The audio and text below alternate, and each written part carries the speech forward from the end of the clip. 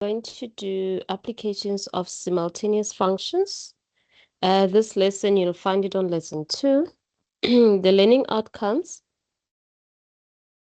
By the end of this section, you should be able to determine the point where two or more equations or inequalities intersect, explain the concept of equilibrium, determine price and quantity at market equilibrium in the goods and labor markets, determine and interpret or determine and interpret the effect of intervention through price ceilings, price floors, taxes, and subsidies. Determine and interpret the effect of complementary and substitute goods.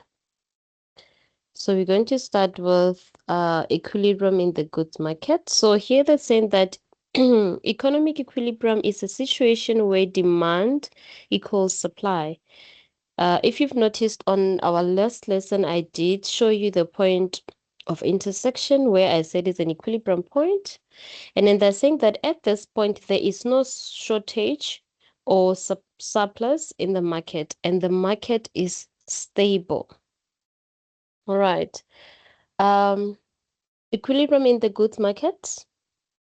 Equilibrium in the goods market occurs when the quantity of goods demanded by consumers is equals to the quantity supplied by producers at a particular price. So we have an example here. So we have an example. It says that in a market for a certain product, the demand and supply functions are given as follows. So we have our demand. We have our demand and supply functions. You see them there. And then they're saying calculate the equilibrium price and quantity. All right. So step number 1, when you have to calculate the price and quantity at the equilibrium, first thing you do, you have to equate these two equations. So step number 1, every time you are going to say you're going to say QD is equals to quantity supplied, quantity demand is equal to quantity supplied. And then we are going to equate. So my quantity demand is 60. So this will be 60 minus 3, 3p is equals, you don't have to write a PD. All right, so you're just going to say 20 plus 2p. And then after this, we group the like terms. So you'll notice that these two, they have p's, so they are like terms, and then numbers with the numbers. Numbers one side, and then the ones with the variables one side. So I'm going to take the 20 this side, doesn't really matter. So I'm going to move this. When you move the 20 to your left-hand side, it changes the sign, so it's going to be minus, it's going to be minus 20. And then this is equals to, then I have my 2p, then I'm going to move my negative 3p, so it's going to change and become a positive 3p. And then now we solve 60 minus 20, it's 40, then it's equals to 5p, because 2 plus 3 is 5. And then after this, we have to solve for p, so I am going to divide both sides by 5 to remove this 5. So you divide by 5 both sides. And then we are going to say 40 divided by 5, it's 8. And then this side, these two are going to cancel. Then we are left with P. Then it means that now, therefore, our equilibrium price, I'm just going to say PE is equals to 8 Rand. And then our equilibrium quantity, so I'm going to say QE is equals to, then we are going to use one of the equations. So this will be 60, whether you use the one of 60 minus 3p or use 20 plus 2p, it doesn't really matter. One of these two, just choose one out of these two equations to use so that you can solve for q. The answer will be the same. So this will be minus 3. Then wherever I see p, I put 8. And then my final answer is going to be 36. So this is 36 units. So this is how we get the equilibrium price and equilibrium quantity. All right. And then now if I was to draw this, show you on the graph to show you this point, remember we said that when we draw the graph out of the functions, so this on a function is our intercept. So this is where our graph starts. So this is our intercept. So if I was to draw these two graphs, quantity and supply, so not quantity, demand and supply functions. If I was to draw the graph, just want to show you. So there's an intercept. This way my graph is going to start. Right. So when we draw the graph, we are going to have, I'm going to show you this graphically, even though I showed you the last time. So I just want to show you this point, the equilibrium point. All right. So this will be Q and this will be P.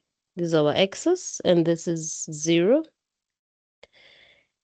All right. So I'm going to use different colors. So for demand function, it starts at 60. So I am going to use the red. So it's going to start at 60. So I'm just going to assume and say the 60 is here. Remember, we are sketching, so it's not drawn to scale. So the graph looks like this. Remember, the slope is a negative slope, so the graph goes down. This graph is our demand function, the graph for demand. T minus 3P. And then we draw, just going to use another color to draw the supply function. So this one starts at 20. So I'm just going to assume and say the 20 is here. I'm going to say this is my 20. So the graph has a positive slope, so it goes up. And then, sorry, I'm going to say, okay, this one is for supply. So this is equals to 20 plus 2P. So this graph is for supply. And then this point here is what we call the equilibrium point.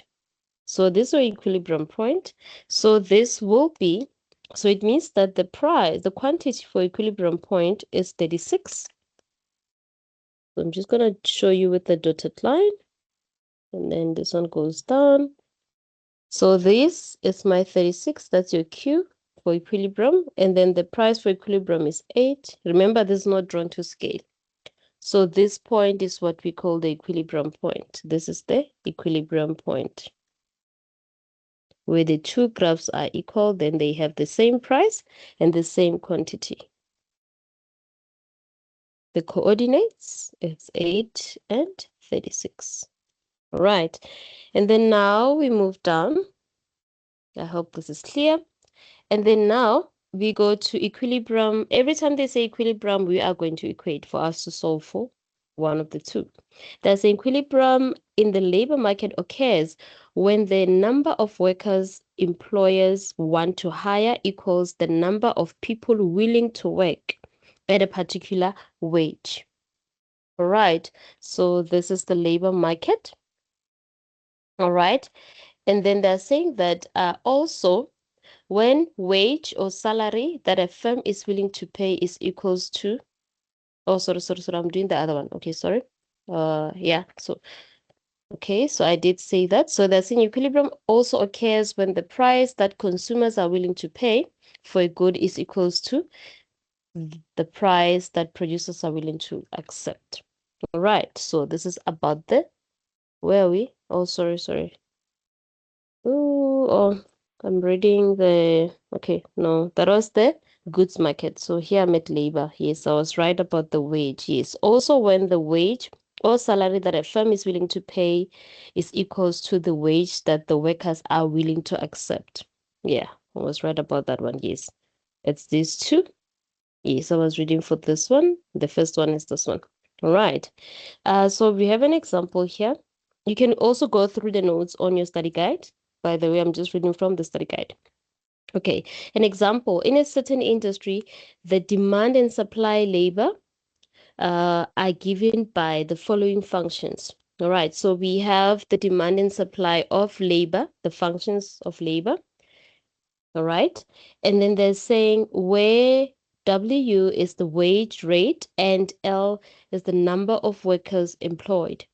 A, thus then determine the equilibrium, number of workers, and wage rate. All right, so we said that when it's something to do with equilibrium, we are going to equate when we have to do the calculations. All right, so it means that here we are going to say, okay, let me just create a little bit of a space. Okay, so this will be it's going to be L. So this will be LD is equals to LS. So it's the labor for demand and supply. Right, then now we substitute. Oh, sorry. Now we substitute. Right, so this will be 100. This is going to be 100 minus 5W. You don't have to write the D. Then this is equals to 20 plus 3W. Then the like terms once said like we did the other time. So I'm just going to move the 3 to the side. So this will be 5W. When you take the 3W to the side, it changes the sign. It becomes a minus. If it was a plus, it's a minus. If it's a minus, it becomes a plus. And then equals to, so I have 20 this side. You take 100 to the other side, it's going to be a minus. Right? And then after this now, we use our calculator. We are going to have minus 5 minus 3W is going to give us minus 8W. Then it's equals to 20 minus 100 is a negative 80. And then now we solve for the W. It means that we need to divide both sides by a negative 8. So it's going to be negative 8 divided by negative 8 this side. And then these two are going to cancel. And then we are going to have W is equals to negative 80 divided by negative 8. We are going to get 10. Right. So what does it mean? Therefore, this means that now our wage, W, equilibrium is equals to, oh, we said W is wage rate. So our wage rate is equals to 10 rand per hour. It's going to be 10 rand per hour. And then our labor is going to be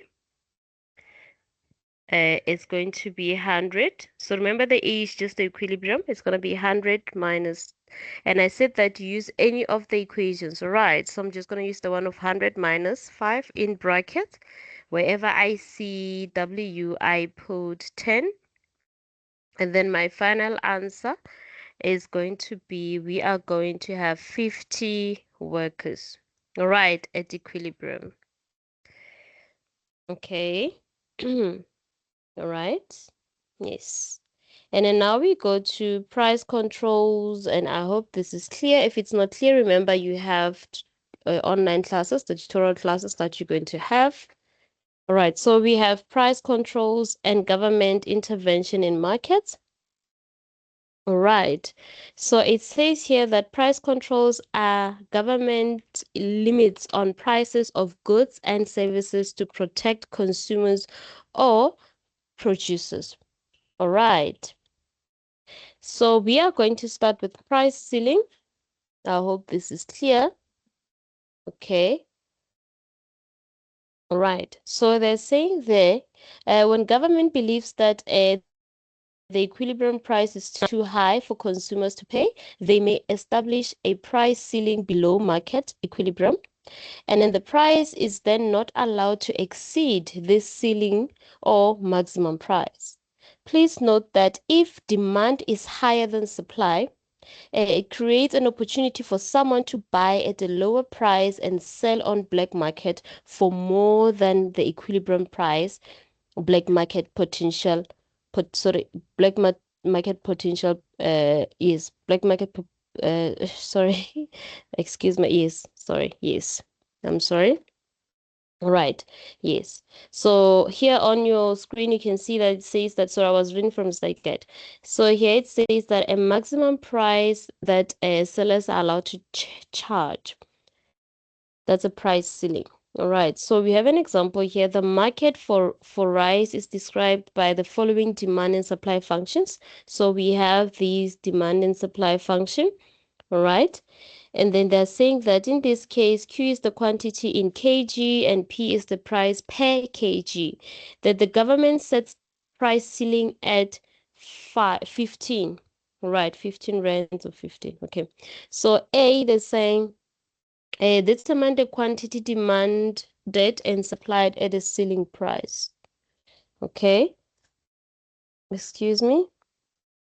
So here we are going to start with the quantity demand. Sorry. So I'm going to start with this one. So QD is equals to 100 minus 2P. And then now with the price ceiling, I'm going to have 100 minus 2. Wherever I see P, I put 15. Then this is how much I'm going to get. So this will be 70 kg. All right. If the government sets the price ceiling at 15, so I'm gonna have 70 kg.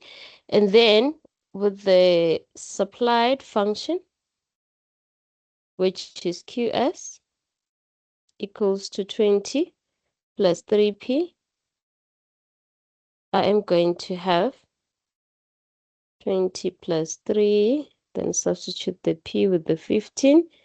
So I am going to have, what is this? I'm going to have 65 kg. All right. Okay, so if the government sets the price ceiling at 15, right? And then here they're saying that determine if there is a shortage. So if there's a shortage, it means that the quantity demand is greater than the quantity supplied. And then if there's a surplus or an excess, then quantity demanded is less than the quantity supplied. All right.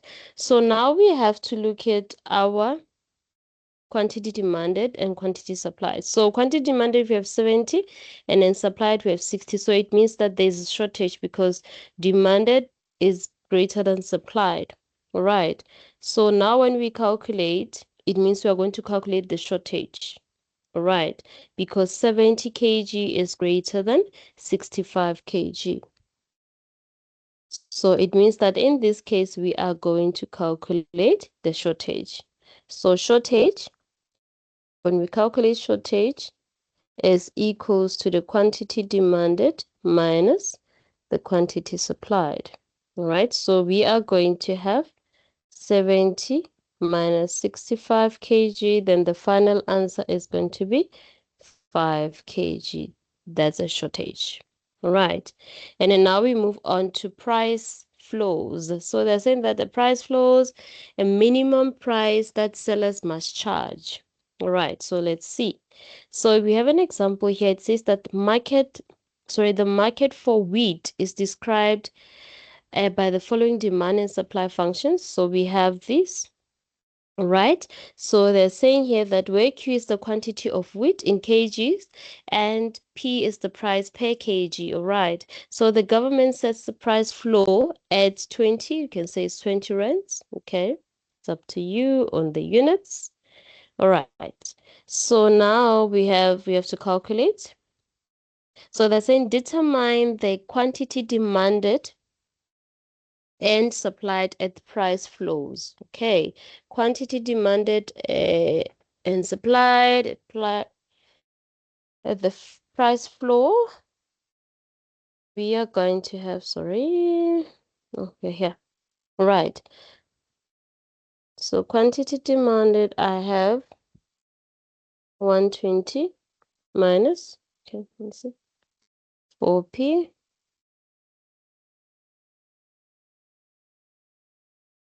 So we are going to have 120 minus 4. Wherever I see P, I put 20. Then my final answer is going to be 40 kg. And then for supplied, wherever I see P, I also put 20.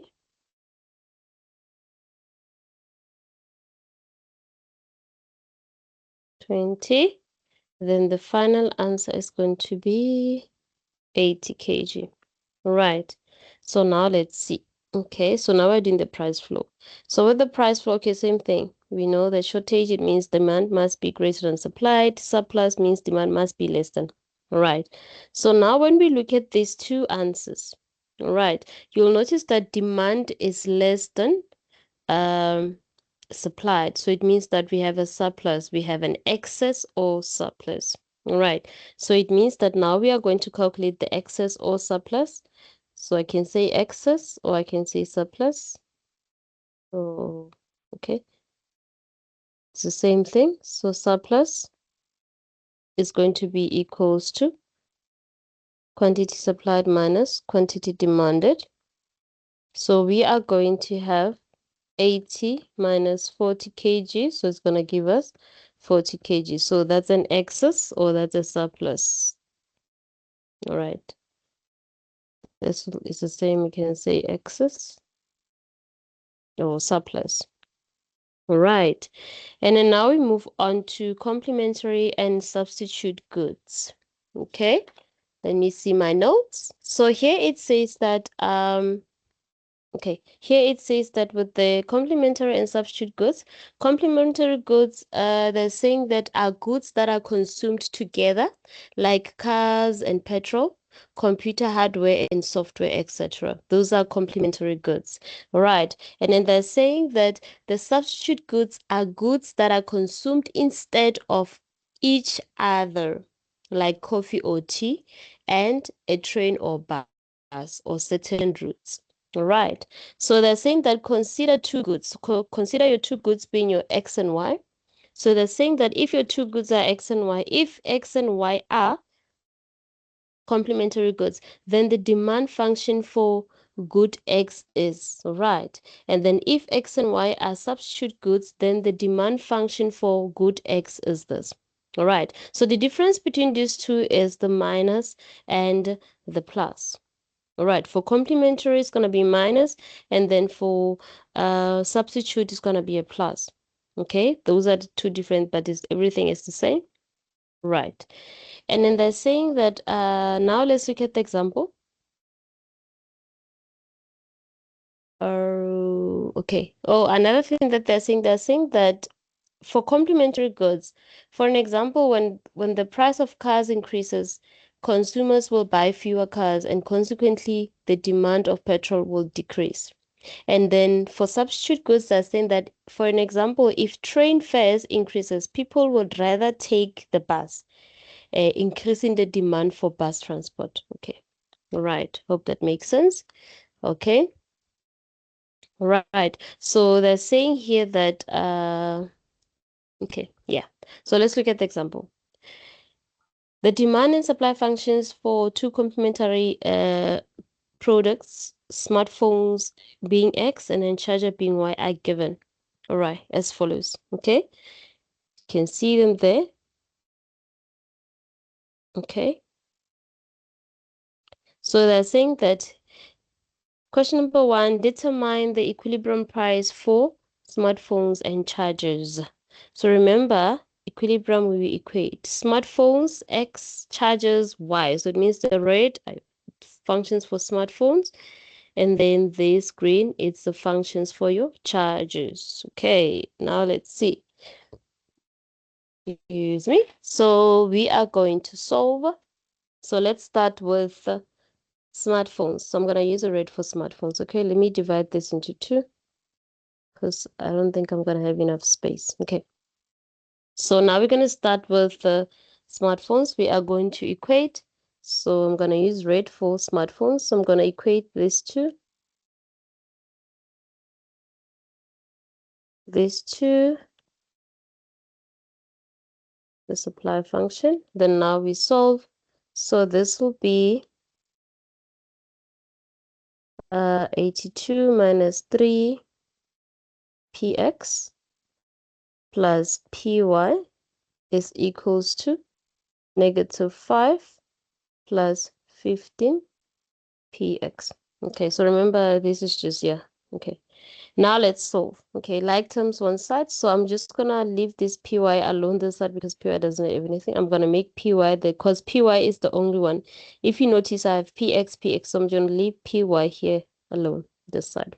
So I'll have py is equals to -5 plus 15px, and then I am going to move everything that side. When a number jumps an equal sign, it changes the sign. So 82 was positive, it becomes negative.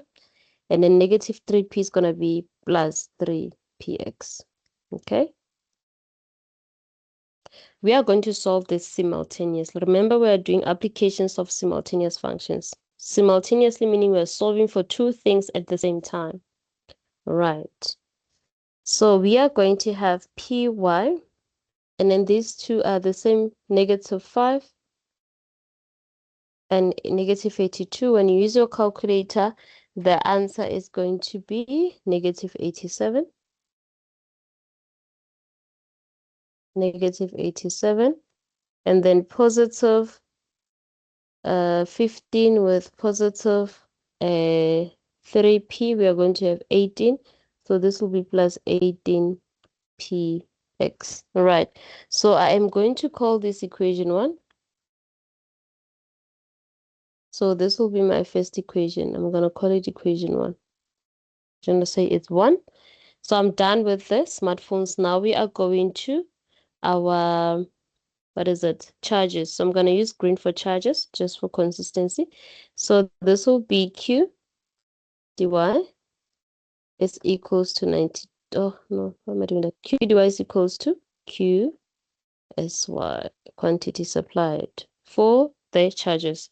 Now we solve. This one is 92 plus 2px minus 4py is equals to -6 plus 32py. Then like terms one side. So you'll notice that with this equation, with this, you'll notice that px is the only one that doesn't have anything. So I'm going to leave it on my left-hand side. I have a py and the py, they're like terms. So I'm just going to move them that side. All right.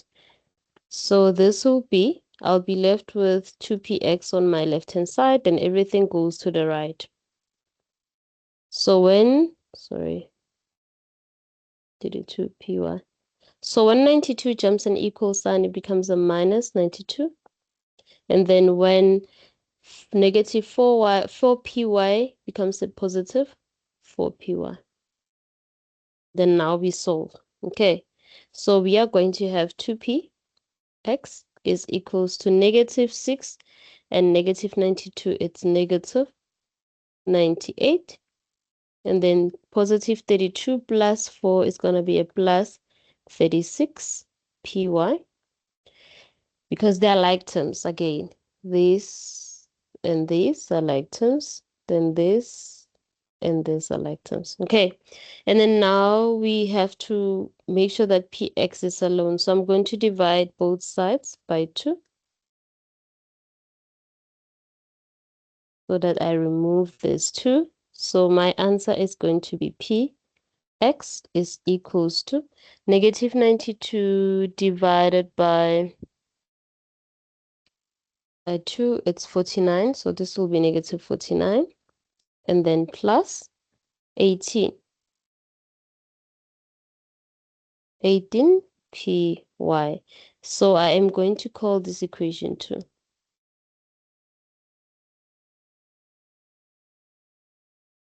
So don't worry, in the exam, you can have this question is too long. You might not have it. All right.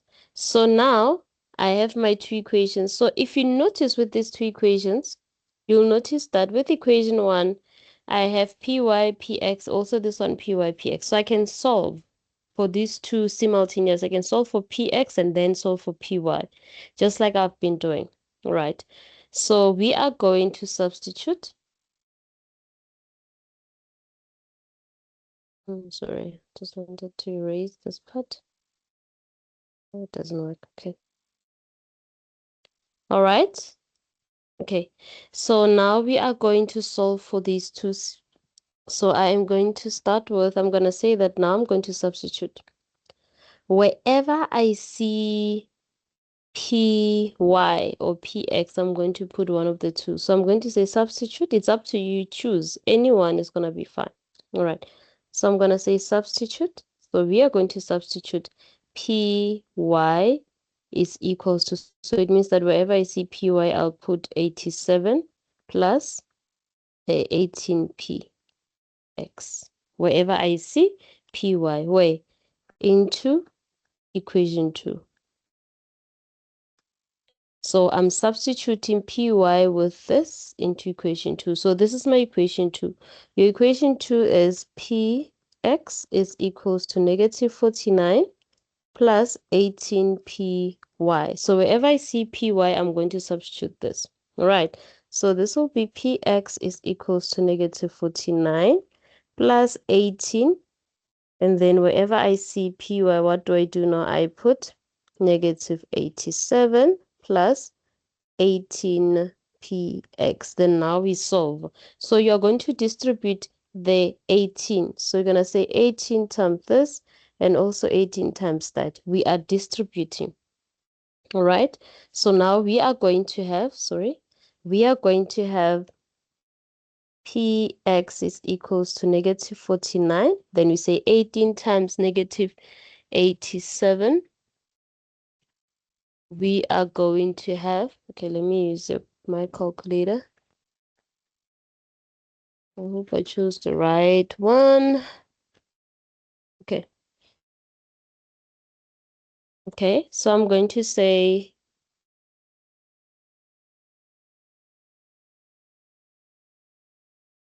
okay. So I am going to say 18 times negative 87. Okay, so I'm going to have a negative 1566. And then I say 18 again. Hopefully I'm doing it correctly. Okay, then I say 18 times 18.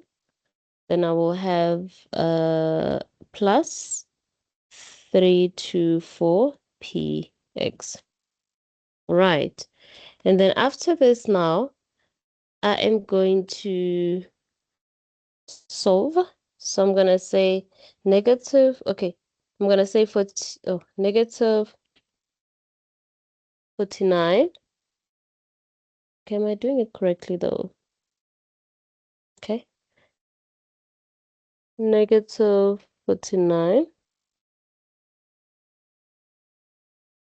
Negative 49 minus 1566.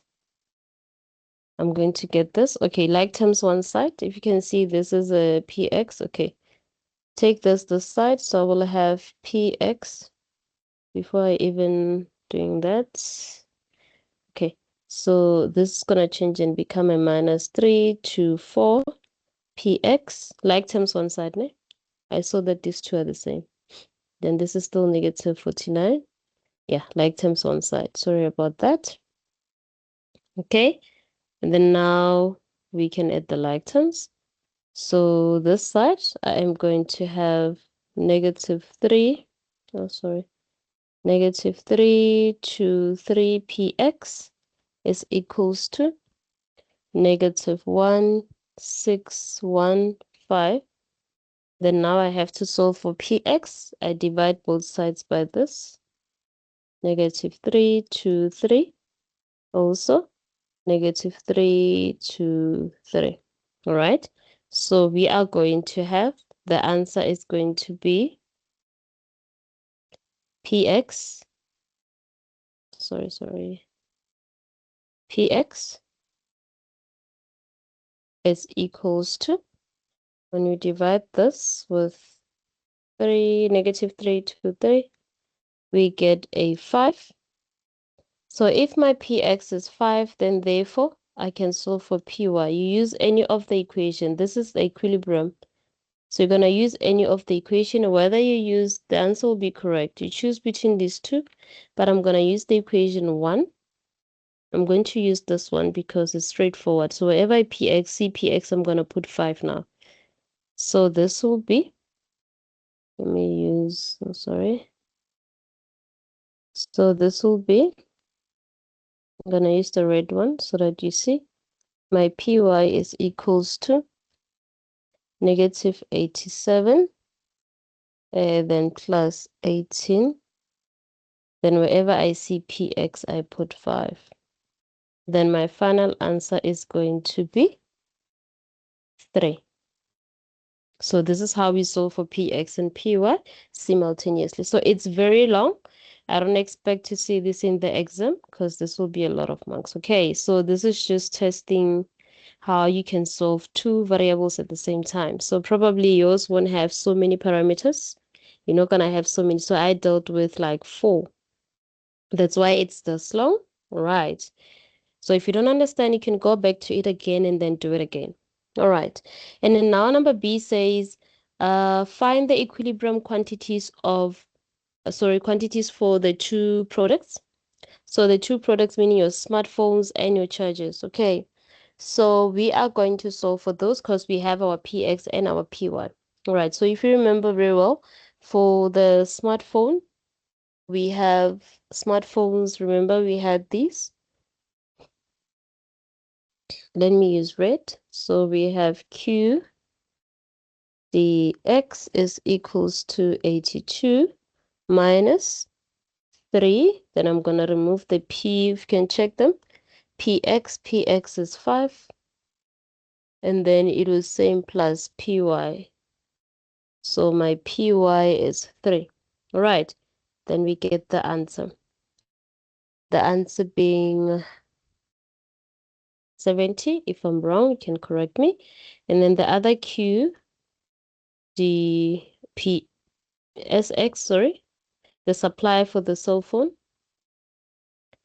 the formula is the one that's given. It's negative, we have, is it negative? Yeah, it's negative 5 plus 15. So now wherever I see PX, I put 5, if I'm not mistaken. PX is 5. And then my final answer is going to be, final answer is going to be 70.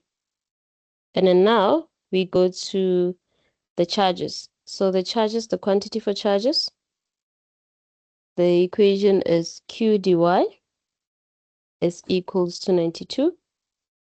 And then 92, then plus 2. So wherever I see px, I am going to put 5.